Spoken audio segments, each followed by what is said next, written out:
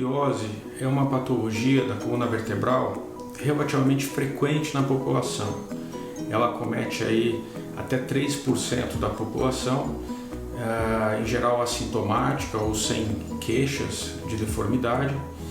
E a definição básica da escoliose é um desvio lateral da coluna quando nós observamos a coluna de frente ou de costas, semelhante ao que nós conseguimos ver aqui nessa coluna.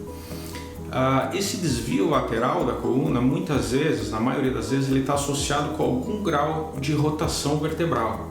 Então, muitas vezes, além do desvio lateral, existe uma rotação que muitas vezes aumenta aí a deformidade e fica mais visível a questão da gibosidade e da deformidade no exame físico.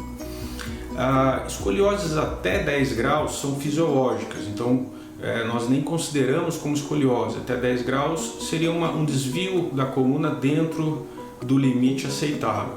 Quando nós temos uma curva acima de 10 graus, aí sim nós damos o diagnóstico de escoliose. E qual que é a implicação disso? A escoliose, na maioria das vezes, ela não causa grandes sintomas, não costuma causar dor, escolioses leves. E a maioria das escolioses que nós observamos, elas são leves, são curvas pequenas que geralmente estacionam durante a fase do crescimento e não trazem maiores problemas. Entretanto, existem alguns tipos de escoliose, alguns valores de escolioses que devem ser observados e muitas vezes tratados. Basicamente, nós temos 3 grandes grupos de escolioses definidos pela causa.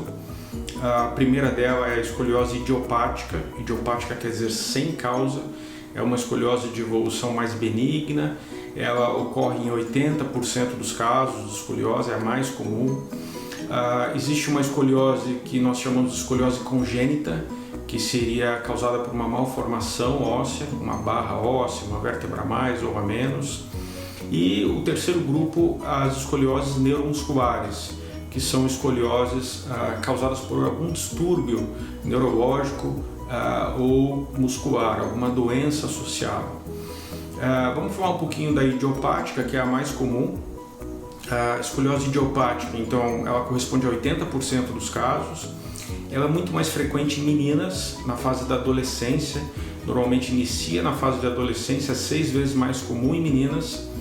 E nós temos que observar de perto o crescimento desse paciente ou dessa paciente e o potencial aí de crescimento residual da cartilagem de crescimento para definirmos o tratamento.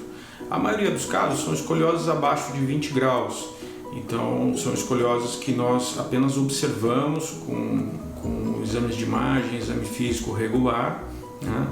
Quando a curva ela passa de 20 graus, os trabalhos mostram entre 20 e 40 graus, no paciente em crescimento, então pré-adolescente ou adolescente, os coletes são muito efetivos, são órtices na tentativa de correção da curva. Nós sabemos que eles freiam, muitas vezes previnem aí a progressão nessa fase, então são muito importantes.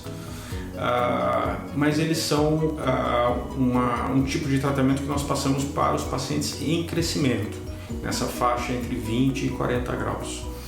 Acima de 40 graus, tudo vai depender do potencial de crescimento do paciente, né? Se ele tiver ainda um crescimento em potencial ou residual, deve ser avaliado, muitas vezes o exame físico, o equilíbrio do tronco, a queixa, né? Mas de uma forma geral, curvas acima de 50 graus, então curvas mais graves, são de indicação absoluta de cirurgia, porque elas costumam progredir mesmo na fase adulta. São uma minoria das curvas, mas é importante a gente ter isso em mente.